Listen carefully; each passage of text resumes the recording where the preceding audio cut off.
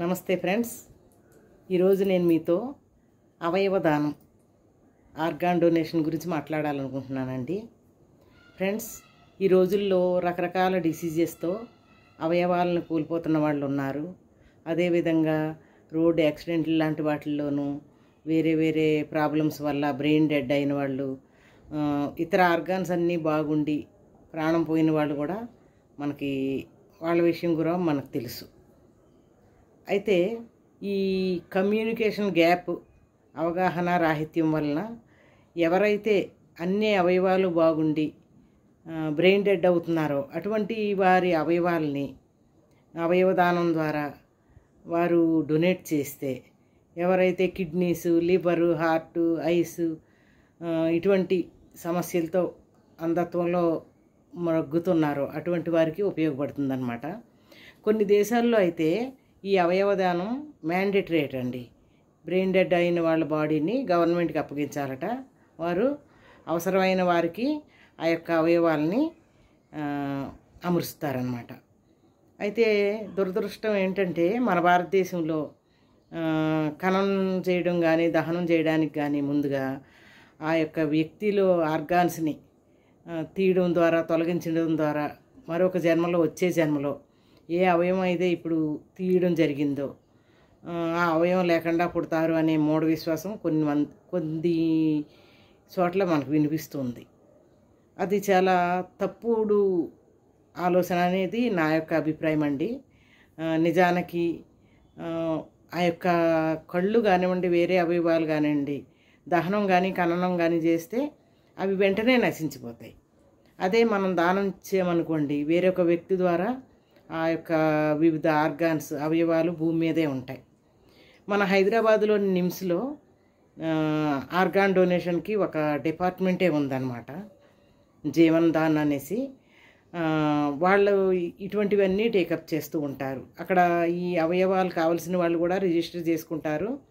ప్రియారిటీని బట్టి age preference తోటి వివిధ అంశాలని దృష్టిలో పెట్టుకుని వారు ఈ యొక్క అవయవాలు ఏవైనా అందుబాటులో ఉన్నప్పుడు ఇన్ఫర్మేషన్ ఇస్తూ ఉంటారనమాట. కొంతమంది సెలబ్రిటీస్ కూడా నేను ఐ దానం చేశాను, కన్నులు దానం చేశాను అని చెప్పడం గట్రా మనం కొంతమంది సినిమా హీరోస్ వాళ్ళు చెప్పడం కూడా వింటూ ఉంటాము. ఆఖరికి సామాన్య మానవులమైన మనం కూడా అవి చేయడం వల్ల, అవయవదానం చేయడం ద్వారా మనం భూమి మీద స్థిరంగా చిరంజీవులుగా ఉంటాము అనేది నా యొక్క అభిప్రాయం అండి. ఈ అవగాహన మనలో కలగాలి, చాలామందికి మనం చెప్పగలగాలి అన్న ఆలోచనతో నేను ఈరోజు ఇలా మాట్లాడడం జరుగుతుంది. అపశకునంగానో వేరే విధంగానో మనం భావించకూడదు. ఇది ఒక సైన్స్, హెల్త్ సైన్స్. మనం చిరంజీవిగా ఉండడానికి వేరొకరికి అవకాశాన్ని ఇస్తున్నాము, తెలియపరుస్తున్నాము అనే అవగాహన కలిగించడానికి మాత్రం ఈ వీడియో చేయడం జరిగింది ఫ్రెండ్స్.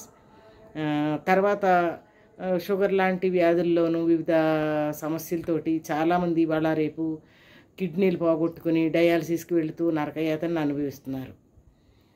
అటువంటి వారికి, వారి బ్లడ్ గ్రూప్కి చెందిన వారికి పనికొచ్చే అవయవం ఏదైనా అందుబాటులోకి వచ్చిందనుకోండి, వారు మళ్ళీ కొత్త జీవితాన్ని జీవించడానికి అవకాశం కలుగుతుందన్నమాట. ఈ యొక్క అవగాహన అందరిలోనూ కలిగించడానికి మనం ప్రయత్నిద్దాము. మనకు తెలిసిన ఈ చిన్న విషయాన్ని వేరొకరికి చెప్పడం ద్వారా పెద్ద మేలు జరుగుతుంది అన్న అభిప్రాయంతో నేనున్నానన్నమాట.